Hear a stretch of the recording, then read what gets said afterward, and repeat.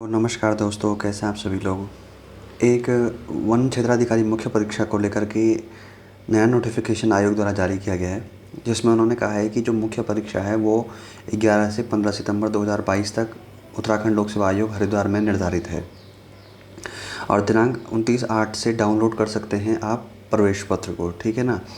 तो अब जो लोग ये रोज़ सवाल पूछ रहे थे कि सर एफआरओ का पेपर पीछे होगा या नहीं होगा, शायद इसमें इस टाइम यूपीएससी का भी इसके बाद शायद मेंस प्रस्तावित है। तो उनका कहना था कि शायद यूपीएससी का जो मेंस है वो 16 से प्रस्तावित है। मुझे एग्जैक्ट जानकारी नहीं है, लेकिन फिर भी मैं बता रहा हूँ। तो वैसे भी डेट की कोई क्लैशिंग नहीं है, ये 15 को ख़त्म हो रहा है और यूपीएससी का जो मेंस है वो 16 से प्रस्तावित है। इससे कोई फ़र्क नहीं पड़ेगा।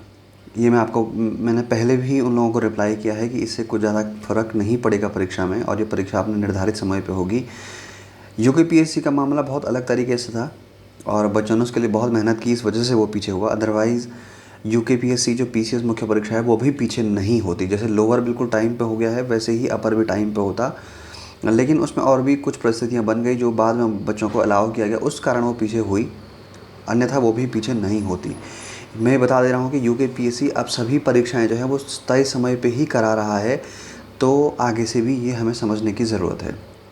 अब जो एफआरओ मुख्य परीक्षा है, इसके शेड्यूल भी जारी कर दिया गया है आयोग के द्वारा। इसका शेड्यूल अगर आप देखें तो ये है कि 11/9 को प्रथम पाली में सामान्य ज्ञान जीएस का पेपर होगा और सेकंड पाली में अंग्रेजी का पेपर होगा। 12 को जो प्रथम पाली है उसमें सामान्य हिंदी का, और उसी पाली में पर्यावरण विज्ञान का भी पेपर होगा, एनवायरमेंटल साइंस का भी। अब जो 13 तारीख है, 13 तारीख को अब देखेंगे आप कि जो द्वितीय पाली है, प्रथम पाली 13 की जो प्रथम पाली है उसमें पर्यावरण का है, और द्वितीय पाली में जो पेपर है वो है सिविल इंजीनियरिंग का, कंप्यूटर एप्लीकेशन का, कंप्यूटर इंजीनियरिंग का, फॉरेस्ट्री का और स्टैटिस्टिक का।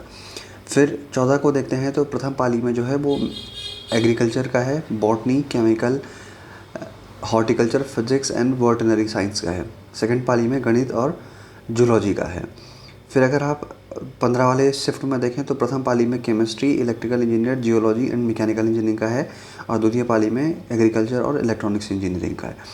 तो दोस्तों, ये बहुत इंपॉर्टेंट है कि आपको ये शेड्यूल पता होना चाहिए जिन लोगों का एफआरओ मेंस है, और उम्मीद करता हूँ कि आप सब लोगों की तैयारी सही टाइम पे चल रही होगी। और अभी भी कुछ बच्चे ये कह रहे हैं कि जो यूकेपीएससी पीसीएस परीक्षा में कुछ जो 30% महिला आरक्षण को लेकर के कुछ नई अभ्यर्थियों को इसमें एंट्री दी जाएगी, तो उसकी वजह से क्या पेपर पीछे होगा। मैं फिर कह रहा हूँ कि पेपर पीछे अब किसी भी हालत में नहीं होगा, क्योंकि हो सकता है कि उन्हें एक आध दिन में उन्हें एंट्री दे दी जाएगी और अभी भी उनके पास 1-1.5 महीने 2 महीने का टाइम है।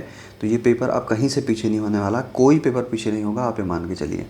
जैसे लोअर टाइम पे हो रहा है, वैसे ही जो फॉरेस्ट रेंजर है वो टाइम पे हो रहा है, ऐसे ही पीसीएस टाइम पे होगा।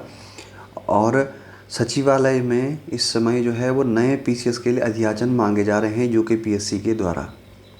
यानी अगला पीसीएस आने की पूरी पॉसिबिलिटी है नेक्स्ट ईयर एंड तक, या 2024 के चुनाव से पहले, यानी 2023 के एंड तक अगला पीसीएस आने की पूरी संभावना है। ये आप मान करके चलिए, ठीक है। तो इसलिए इस हिसाब से तैयारी करना है। और रही बात भर्ती घोटालों की, तो यूकेपीएससी में इस प्रकार से कोई अधिक प्रॉब्लम नहीं है, क्योंकि सिर्फ एक भर्ती है, वो लेक्चरर वाली भर्ती है, और वो भी आयोग पे नहीं है। उसका जो प्रॉब्लम है वो आयोग पे नहीं है, वो किसी एक मेंबर को लेकर के, एक अभ्यर्थी ने जो यूट्यूब में वीडियो वायरल हुई है, वो किसी एक मेंबर को लेकर के कहा गया है। तो अगर होगी, और वो मेंबर शायद अब रिटायर भी हो गए हैं, तो होगी तो उन व्यक्ति की पर्सनल जांच होगी। आयोग की कार्यवाही इससे कोई प्रभावित नहीं होने वाली है। आयोग एक अलग तरीके का बॉडी है यूके के हिसाब से। तो मैं ये नहीं कहता हूँ कि सब स्पष्ट है, सब सही है, लेकिन मैं ये भी नहीं कह सकता हूँ कि सब कुछ अस्पष्ट है यूके की तरह। वो दोनों का संरचनात्मक हिसाब किताब भी अलग अलग है। अगर माफिया उत्तराखंड में है तो निश्चित रूप से कुछ परीक्षाएं अन्य आयोगों की भी प्रभावित हो रही होंगी इन्हीं माफियाओं के माध्यम से, लेकिन उसका स्तर क्या है वो बिना सबूत के कहना उचित भी नहीं है। और हम बार बार ये कह रहे हैं कि अगर सबूत है तो फिर सबूत के साथ बात कीजिए, आप बॉबी पवार जी को सबूत दीजिए, लेकिन ऐसा कहना बहुत कठिन है। और हमारे हाथ में सिर्फ तैयारी है, हम तैयारी कर सकते हैं और यूके ट्रिपल एस सी पर तो ये आरोप प्रत्यक्ष रूप से लगते रहे हैं, वहाँ पे ये प्रॉब्लम बहुत ज़्यादा है, इसलिए वो पकड़े भी जाते हैं। लेकिन यूके पीएससी में इसकी होने की संभावना तो पहले बहुत कठिन है, और होता भी है तो वो अम, उसमें मैं ये कह सकता हूँ कि आयोग की संलिप्तता ना के बराबर होती है। माफिया कैसे करते हैं वो माफिया ही जानते होंगे, और जब तक सबूत नहीं होंगे हम माफियाओं के लिए भी कुछ नहीं कह सकते हैं। सबसे इम्पॉर्टेंट बात ये है।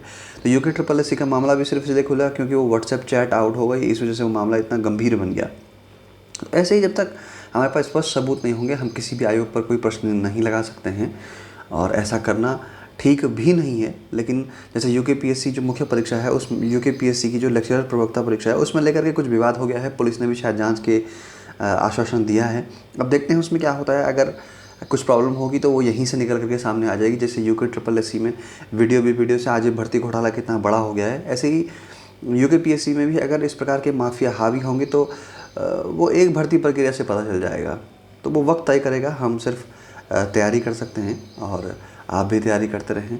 मिलेंगे किसी और वीडियो में, तब तक के लिए धन्यवाद।